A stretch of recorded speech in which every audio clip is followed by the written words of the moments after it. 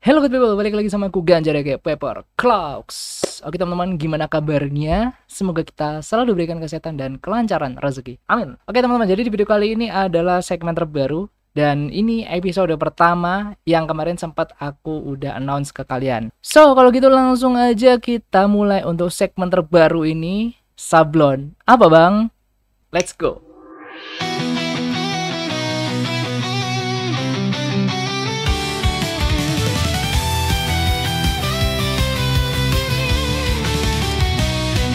Teman selalu di sisiku, walau badai menerpa. Jalan panjang tak menyerah, kita kuat bersama. Oke, jadi sudah ada 4 email yang udah masuk dan aku udah minta izin ke mereka semua kalau misalnya videonya bakalan aku masukin di YouTube untuk konten.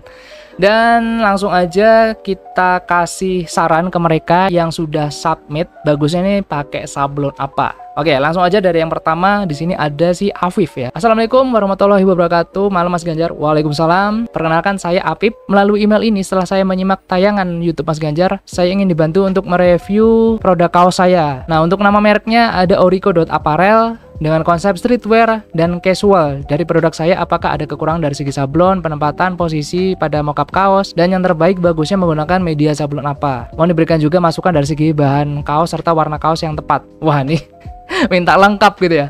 Oke, kita mulai dari yang kanan dulu aja ya. Ini ada 1, 2, 3, 4. Ada 4 desain. Oke.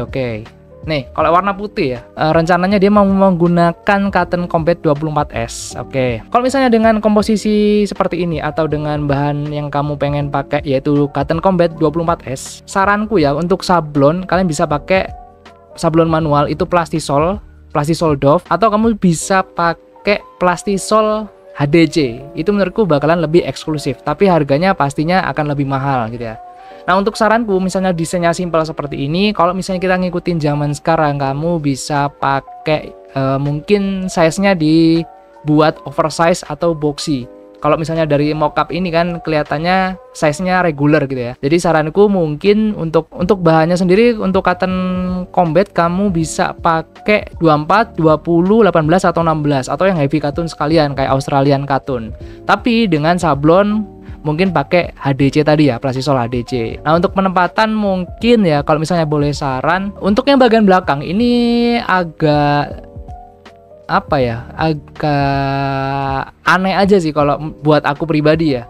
Mungkin tulisan orkosnya atau orikosnya ini yang belakang kamu bisa taruh di bagian bawah leher, di rib seperti ini, atau kamu bisa taruh daripada di sebelah sini kayak nanggung gitu, kamu taruh di bawah sini atau dibuat miring gitu, miring di area sebelah kanan gini di samping sini. Itu menurutku masih akan lebih oke daripada kayak di sebelah jahitan ketiak ini agak nanggung aja gitu, mau dibawa atau mau diapain, desainnya kayak aneh gak sih?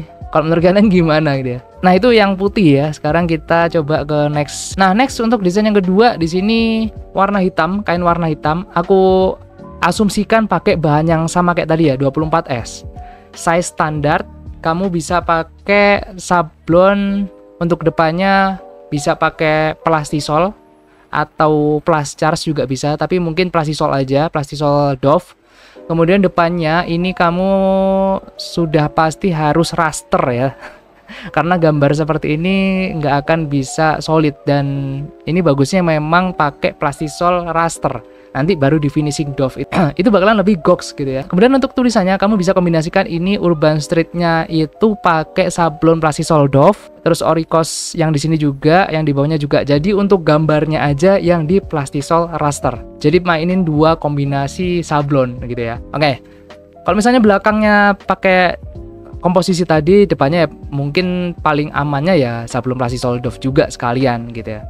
Nah, untuk size chartnya di sini bebas. Kalau menurutku mau oversize mau regular itu terserah selera dari kamu yang punya brandnya gitu ya. Oke, next yang ketiga. Oke, di sini temanya lebih ke hip hop gitu ya. Hip hop culture gitu, urban. Asumsikan sama dengan tadi pakai combat 24S. Jadi di sini kamu belakangnya itu Aku punya dua opsi. Bisa pakai sablon Plastisol Doff semua, nih depan belakang, atau pakai discharge. Kalau kamu pakai size reguler, kamu bisa coba pakai plus charge atau discharge ya, yang dia itu seamless ke kainnya. Atau kalau misalnya kamu pengen yang bener-bener kelihatan lebih solid, kamu bisa pakai Plastisol Doff. Cuma kalau misalnya kamu pakai oversize atau boxy, ya pakai sablon Plastisol Doff. Itu menurutku paling aman dan paling bagus untuk dari segi detail kelihatan, kemudian dari warna juga lebih ngenjreng gitu ya. Oke. Next, ada ini depannya ya. Depan, ini belakang. Oke, kita bahas depannya dulu. Depannya ini aku asumsikan pakai Cotton Combat 24S semua ya. Depan belakang warna hitam. Depannya ini kamu bisa pakai mungkin opsinya sablon Plastisol Doff atau HDC, Plastisol HDC itu oke. Untuk bagian belakang ini aku punya beberapa saran. Yang pertama, bisa pakai semuanya Plastisol Doff. Itu yang pertama. Kemudian yang kedua, kalian bisa pakai kombinasi. Warna kuningnya itu menggunakan Plastisol Doff, kemudian yang bebeknya ini menggunakan discharge, dan tulisan-tulisan di bawah ini menggunakan Plastisol Doff. Jadi ada dua kombinasi gitu ya. Yang tulisan-tulisan pakai Plastisol Doff, gambarnya itu pakai discharge gitu. Itu menurutku oke gitu ya. Kombinasi seperti itu bagus. Terus kalau misalnya pakai size oversize gitu ya, oversize sih paling aman memang Plastisol Doff gitu ya, Plastisol Doff semua depan belakang. Atau kamu bisa main kombinasi gini, tulisannya yang stone atau stongnya ini kamu bisa pakai menggunakan sablon HDC gitu ya, atau puff itu juga bisa. Kemudian yang tulisan bawahnya kami bisa Plastisol Doff atau puff juga. Itu menurutku goks. Oke, jadi dia ada email tambahan lagi ya. Ketinggalan satu lagi mas, matur nuwun. Oke, jadi untuk desainnya seperti ini ya. Di sini aku asumsikan sama lagi pakai 24S Cotton Combat size regular ya. Untuk depannya bisa pakai Plastisol Doff, belakangnya ini Plastisol Doff aja sih. Untuk warna-warna kayak gini paling bisa kelihatan di Plastisol Doff teman-teman. Atau depannya pakai HDC, belakangnya Plastisol Doff. Itu menurutku masih oke, masih goods lah. Untuk size chartnya bebas sih kalau menurutku ya. Bisa pakai reguler atau oversize, itu nggak ada masalah. Dan dari opsi sablon pun yang aku kasih tadi untuk dipakai di dua jenis tadi nggak ada masalah. Oke-oke aja. Kalau misalnya kalian pengen cek untuk Instagramnya bisa di orikos.apparel. Ntar aku masukin link di deskripsi gitu ya. Oke, next ke email yang kedua. Oke, yang kedua dari Oni Rahman. Saran mas, rencananya desain saya mau diaplikasikan di kaos. Kira-kira bagusnya pakai sablon apa? Jika pakai DTF apakah cocok dan warnanya bisa keluar? Terima kasih. Nama brandnya Dark Blue Project. Brandnya belum rilis, namun doain semoga beberapa bulan ke depan bisa segera rilis. Amin, amin. Semoga bisa direalisasikan dan dirilis gitu ya. Oke, untuk desainnya seperti ini ya teman-teman. Dark Blue, ada helm-helm seperti ini dan warna oranye.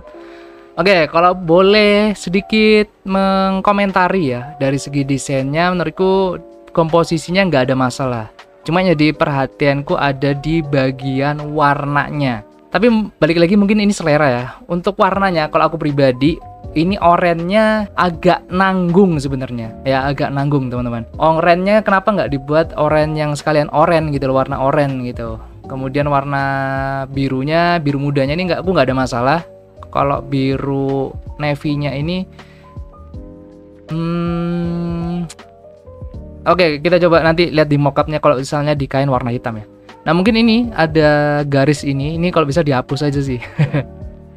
Ini ya, ini mungkin lupa di crop ya, atau lupa di iris. Nah ini nih. Oke, kita coba cek di mockupnya. Oke, untuk di mockupnya, nah ini kan bisa kelihatan ya, warnanya tuh agak kurang nyatu nggak sih? Kalau menurutku pribadi ini agak kurang nyatu, jadi warnanya tuh kayak ngambang. Apalagi kalau misalnya kamu mau pakai DTF, itu bakalan kelihatan kayak tempelan banget. Saranku kalau misalnya trik ya, ini salah satu mungkin trik yang aku pakai di beberapa desainku yang DTF. Kalau misalnya pakai sablon DTF, itu usahakan warnanya itu warna-warna yang lebih gelap. Kenapa? Karena ketika nanti pad atau kertas dari DTF kalian itu dipres, warnanya itu akan lebih bagus ketika kalian punya warna-warna lebih gelap. Itu warnanya bakalan lebih blend ke warna kainnya. Nah, kalau dari segi warna dari si dark blue ini ya, dark blue project ini yang menurutku jadi perhatian khusus tadi warna oranye-nya, apalagi di tulisan yang di bawah ini, bingkai-bingkainya ini agak kurang oke kalau buat aku. Kemudian warna ungu atau ya ungu ya ini ya, atau navy, blue navy ini agak-agak nanggung warna-warna seperti ini. Untuk warna birunya ini sih nggak ada masalah ya, aku birunya ini nggak ada masalah. Mungkin itu aja koreksi dari aku. Kemudian untuk dari depannya oke, putih dan biru ini kombinasi yang normal, yang oke juga. Kalau sablon tadi dia tanya apa? Jika pakai warna DTF apakah cocok warnanya bisa keluar? Ya itu tadi saranku udah aku kasih tahu di awal tadi ya. Kamu nggak minta saran, udah aku saranin duluan. Mungkin kalau di DTF ya revisiku itu tadi. Gitu ya. Untuk size chart bebas sih, nggak ada masalah. Mungkin kalau desain-desain seperti ini, racing ini biasanya paling banyak ya size-size yang reguler gitu ya. Gitu. Oke, kita next ke email yang ketiga. Oke, email yang ketiga ada Triadi Wahyu. Permisi Bang Ganjar, minta tolong untuk rekomen sablon dari desain kaos yang saya buat. Sama sekalian bahan kaos atau hoodie yang dipakai mungkin Bang, yang cocok buat sablon yang direkomendasikan. Rencananya pengen dibuat hoodie dan kaos. Untuk nama brandnya Ego Cloth. Masih ngumpulin desain untuk artikel Bang, semoga bisa maju ke depannya. Amin, amin, amin. Terima kasih sebelumnya Mas Ganjar, sehat terus sekeluarga, sukses terus untuk Mas Hairo dan YouTube channelnya. Amin, terima kasih banyak, semoga sukses dan sehat selalu buat Triadi Wahyu Wicaksono. Amin, thank you. Jadi desainnya dia oke, ini lengkap ya, ada kaos, ada hoodie. Oke, kita bahas dari segi desainnya dulu. Oke, untuk desainnya, nah ini aku nggak tahu ya, ini nanti formatnya bakalan PNG atau ada file mentahannya gitu ya, PSD lah pasti. Kalau misalnya desain raster seperti ini. Oke, kita tampilkan dulu hal tersebut. Sekarang aku pengen cek ya, sablon apa yang cocok. Kalau buat aku pribadi ini ada dua kombinasi teman-teman. Untuk gambar perempuannya sama tengkoraknya ini nanti bakalan di plastisol raster. Kemudian untuk yang lainnya ini nanti paling amannya di plastisol doff gitu ya. Itu paling aman teman-teman untuk desain-desain seperti ini, karena ini bakalan bisa tricky banget. Apalagi kalau misalnya kamu mau menggunakan DTF. Ada poin-poin di samping-samping sini yang jadi PR teman-teman. Ada bolong-bolongnya seperti ini. Kemudian, nah ini nanti bakalan bisa ngeblok nih kalau misalnya DTF-nya nggak rapi. Dan jadi catatan juga untuk tulisan ini, untuk di DTF itu bakalan jadi kecil banget. Ini bakalan rawan tulisannya hilang, entah satu huruf atau dua huruf, ada yang hilang kalau nggak hati-hati nih, bener. Saranku sih kalau desain seperti ini di sablon manual aja daripada di DTF. Kalau mau di DTF, bener-bener mau gitu ya, usahakan tulisannya ini jangan terlalu kecil untuk fontnya, nih ya, kecil-kecil seperti ini. Kecuali fontmu kecil tapi di belakangnya itu masih ada area atau ada gambarnya, itu menurutku masih nggak ada masalah. Tapi kalau misalnya dia dilepas sendiri seperti ini, nah ini bakalan PR banget buat yang ngerjain DTF, apalagi seperti ini kecil banget. Ini udah aku zoom mbak, ini ya. Nah untuk pengaplikasiannya, untuk size chartnya mungkin kalau desain seperti ini ya di oversize atau di boxy gitu ya. Nah untuk depannya ini aku nggak tahu ya, pakai pad atau pakai apa, pakai sablon atau di bordir. Kalau misalnya di sablon ini pakai sablon plastisol aja, plastisol doff, itu paling aman, atau di HDC itu juga boleh. Ini ya untuk contoh mockupnya seperti ini. Nah saranku ya buat teman-teman, usahakan cari mockup jangan yang miring gini pak, jangan yang miring, cari yang lurus-lurus aja gitu, kayak hoodie ini. Nah ini kan kelihatan nih lurus nih, jelas ya kan, looknya tuh kelihatan tuh. Nah daripada yang miring-miring tadi pak, yang kayak gini. Apalagi kalau misalnya kalian posting di sosmed atau di e-commerce, itu saranku sih yang kayak gini-gini aja, yang kelihatan dari atas, yang kelihatan jelas belakangnya gitu. Kecuali emang foto pakai model gitu ya, itu nggak ada masalah. Cuma kalau misalnya buat mockup seperti ini, cari yang flat aja gitu. Nah untuk bahan hoodie ya, bahan hoodie kalau misalnya pakai sablon tadi, pakai kombinasi tadi ya, saranku sih sebenarnya semua jenis kain aman gitu sih. Kalau misalnya buat sablon manual bisa pakai fleece yang full fleece 100% atau yang ada CVC-nya, atau yang hoodie fleece CVC itu juga menurutku nggak ada masalah. Cuma yang jadi PR adalah untuk desain seperti ini, kayak aku tadi bilang, di DTF-nya. Kalau misalnya pakai DTF ini, apalagi di hoodie, itu agak riskan banget di bagian tulisan-tulisan ini. Ini pasti bakalan banyak detail-detail atau font-font yang hilang. Asli, aku bisa jamin. Nah, kalau misalnya kalian pengen cek Instagramnya, ada di Ego Cloth ya. Nanti mungkin kalau misalnya aku nemu linknya, aku taruh di deskripsi juga. Oke, sekarang kita next ke email yang terakhir. Oke, email yang terakhir ada dari Den Roam, by Den Roam. Oke, rencana ditaruh di kaos sama hoodie. Semangat kontennya bang. Oke, siap, semangat ini. Oke, jadi untuk desainnya seperti ini. Nah, ini agak-agak rancu nih. Untuk desain seperti ini mungkin nge-crop ya. Ini pinggirannya masih kelihatan warna hitamnya nih, garisnya nih. Ini nanti harus dihilangin nih kalau misalnya kamu mau masukin ke vendor. Bahaya nanti dicetak sama vendornya, nggak tahu gitu kan.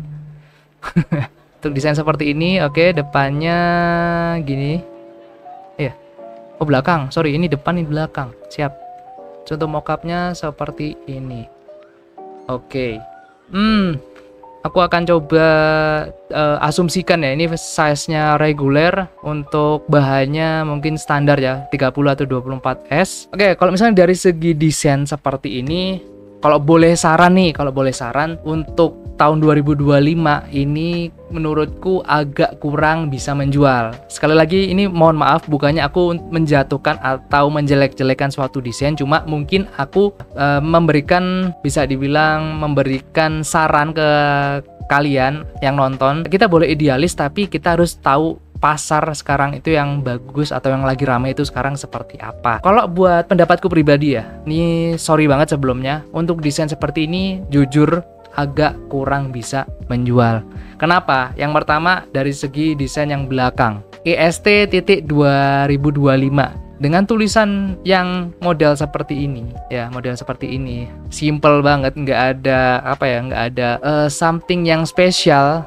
Font-font seperti ini, kemudian dia posisinya gede banget, menurutku sekali lagi ini agak kurang kalau buat aku pribadi. Ini mohon maaf ya, mohon maaf banget. Nah, kalau misalnya bagian depannya, saranku sih nggak usah yang terlalu besar seperti ini. Mahkotanya tetap dipakai, mungkin bisa cari alternatif tulisan atau font yang menurutku lebih dalam tanda kutip lebih bagus lagi, kayak gitu. Gambar mahkotanya it's good, cuma mungkin tulisannya agak diganti gitu.